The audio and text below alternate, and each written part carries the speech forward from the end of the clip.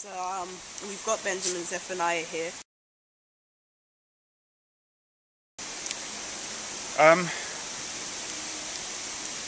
I just want to continue doing what I do. I do poetry and novels, and I try to reflect life in those poetry and novels. And so some people will say that's a career, but for me it's not just a career. I want to turn people onto poetry and literature, and I want to inspire people to read and to write poetry and literature. Then there's another side of me, which is, if you like, what people call the political side of me. I call it just the social conscience side of me, in that I want people to be aware of certain issues around them, and I want people to stand up and, to put it simply, stand up and fight for their rights. There's a lot of wrongs in the world. It's very strange. We have this world of internet communication and all this thing, and a long time ago, when the internet was just coming, people thought, oh, people are going to be able to communicate, we're going to get rid of oppression, there's going to be no slavery, there's going to be no people suffering. Actually, we have the internet age and people are probably suffering more than they've ever have done. It's just hidden. So I want to wake people up to these things. Well, my latest work is actually a book for small children called When I Grow Up. And it's a photograph book with a poem, and each subject, each person is doing a job. But we challenge the stereotypes. So we have Maggie Aldrin, for example. If you see her walking down the street, you think, oh, the average kind of black woman, probably a mother. She's Britain's best rocket scientist. She designs the stuff that lands on the planets and goes around the planets. We have a woman who's just 5'2" or something, because she flies the most powerful jumbo jets. We have a lollipop man, we have a shopkeeper, we have a vet. We just have lots of different people, and just showing what the possibilities are for work. So that's my latest publication. Oh, and I did a book called Kung Fu Trip, because I live half of my time in China now, and it's about me traveling around China and experiencing people.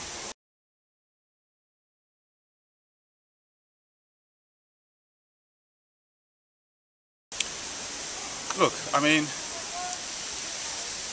I came out to the reggae movement really, and the reggae and the Rasta thing. It was all about waking up, having a consciousness, seeing other people around you, whatever colour they were, as your brothers and your sisters. It was about having respect for women. We call women queens and princesses. We didn't call them hoes and bitches. We called men brothers and brethren. We didn't call them niggers. We fought against, years and years of civil rights movements in various parts of the world, stopped people from calling us niggers. So the idea of us calling each other nigger is completely out of the question for people like me.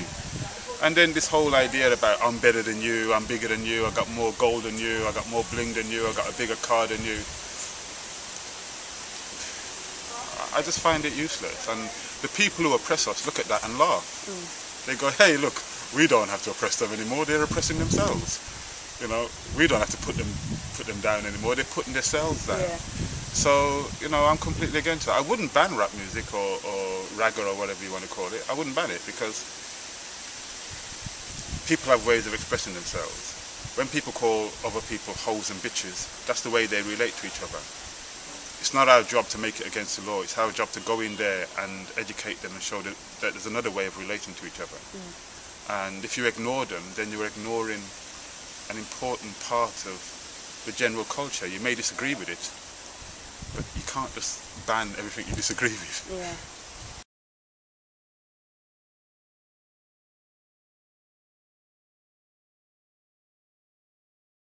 Well, for me to really answer that question fully, you have to interview me for the rest of the day and the night probably, because I think there are so many reasons behind it. I was a rioter in the 80s. If you stopped me in the middle of a riot in the 80s, I wouldn't be wearing a mask, I wouldn't be wearing a hood, I wouldn't be covering myself up. I'd be proud to be out there and rioting. And if you ask me what I'm here for, I would talk about the unemployment situation, I would talk about the way black people were policed, I would talk about the National Front or the BNP out on the streets beating beating us up. I talk about, you know, the way we were educated, the lack of black history, all those things. I would talk about those things proudly. These writers, a lot of them cover up their faces. They're going for designer things, but some of them are going for rice and peas as well. But, you know, there is a political reason why they're going, but some of them are not even aware of the politics of why they're going. You know, one guy said to me, he was writing, the society keeps telling me to buy one, get one free. He said, no, I'm just shortcutting it. I'm just getting one free, you know, and now they're complaining. And there's a kind of logic to that, in a sense, you know. We're promoting a consumerist culture. We're saying things are easy. You know, we're saying you don't have to be able to have talent to be a superstar, to be famous. You don't have to work hard to get stuff. You just have to be in the right place at the right time. So, who's going to define what the right place at the right time is? If I'm walking down the street every day and I see things I can't afford, and then suddenly the shop window is broken in, for me, this is the right time and the right place. I'm taking shit and I'm getting out. That's the way they look at it. It's okay for people like me to criticize and say that may be wrong, because I don't have to steal anymore. But it's a different reality for a lot of other people. And you know, it's very interesting that you link the question to the global uprising, because I travel abroad a lot now, as I said earlier, and I live abroad a lot, and I love watching the news about Britain when I'm abroad, because it's reported differently. Then I look at the way that we report on people when you know, other countries. Now, in some parts of the world, they looked at this as just an uprising. They said the poor people of Britain are rising up. The youth who are angry and unemployed and have no hope are rising up. There is a connection. The connection is that people feel all over the world that they're not being listened to by their politicians. They're not being listened to by the rich people. And for various reasons all over the world, people are rising up. So it's kind of, it's not fair of our media to see other people rising up as revolutionaries and our people rising up as just a group of folks. Because in other countries, you know, Gaddafi said people rising up in his country were folks. You know, the Syrian leader is saying that, you know, the people rising up are folks. Look, most people want to be at home, watching television, having a drink, eating their dinner, knowing that they're safe, knowing that their kids can go to school, etc., etc. Nobody wants to just go out and riot for the sake of it. Yeah. Why would you want to do that? And if you've got stuff to lose, if you have a job to lose, if you have a home to lose, if you have a future to lose, you will not go out and riot. You go out when you have nothing to lose. Many years ago, Channel 4 asked me to write a poem about people that riot. So I took the money, then I wrote a poem about people that don't riot. You don't riot if you have a nice job and a home to come home to at night. You just don't riot if you have a nice job and a home to come home to at night. You don't riot if you are well fed and unemployment doesn't pressure your head. You don't riot if you live in the city but you have a country cottage with a view so pretty. You don't riot. Riots happen too late. And that South Africa, Britain, is great. And it kind of went on like that.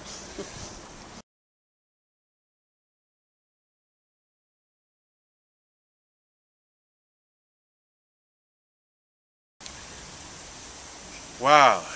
Do I have a message for youth all around the world? Well, yeah, first of all, come to my house next week, we're going to have a party. And second, I suppose it goes back to what I was talking about earlier. Realize the importance of yourself. Never flinch from getting out there and expressing yourself, be that in poetry or be that standing on the streets. Many years ago when I was growing up in this country, they told me that the Russians were our enemy, that the communists were going to come and get us. And for a while I was frightened. Communists, the red people, what's this? And then I went over to Russia and met the so-called communists. And I found that they just wanted what we wanted. They just wanted freedom, they wanted the right to walk the streets, they just wanted the right to have food and education. And they were as sick of their politicians as we were of ours. So what I've discovered is there's people all over the world being ruled over by politicians that claim to speak for them. But people all over the world are frustrated because they're not being spoken for in a representative way by the politicians. So I would just say to people, express yourself and realize that what globalization is now, what these people are talking about, is not real globalization. This is just some companies get together. In the old days, when they want to colonize a country, they send in troops and stuff like that. They'll do a little bit of that now, but the main thing is now is that they send in multinational companies. And if they can't do business in your company, then you're a pariah state. So we want to open up, so you, doesn't matter how sophisticated and how beautiful your cuisine is, you could have a cuisine that is thousands of years old, that's been developed over thousands of years by the best cooks and chefs in the world. They want you to eat a burger and chips. That's what they want you to eat. And they want that burger and chips to taste the same like it does in Baghdad or in India as it does in New York. You know? So you have to be aware of that kind of colonialism. Because when I travel the world now, look at every high street, it's beginning to look the same. I walk down Shanghai, the language is different, but I see Starbucks, McDonald's. I can't remember all these names of these designer clothes. And I go to Jordan, it's the same. You walk down the street, you see the same shops, different language, same shops. Through the cities of England, once upon a time, every city was distinct and different. Now almost every city centre looks the same. So it's just these companies trying to sell us stuff. We as artists, as people who create art, we should be communicating with each other all over the world. That's real globalization.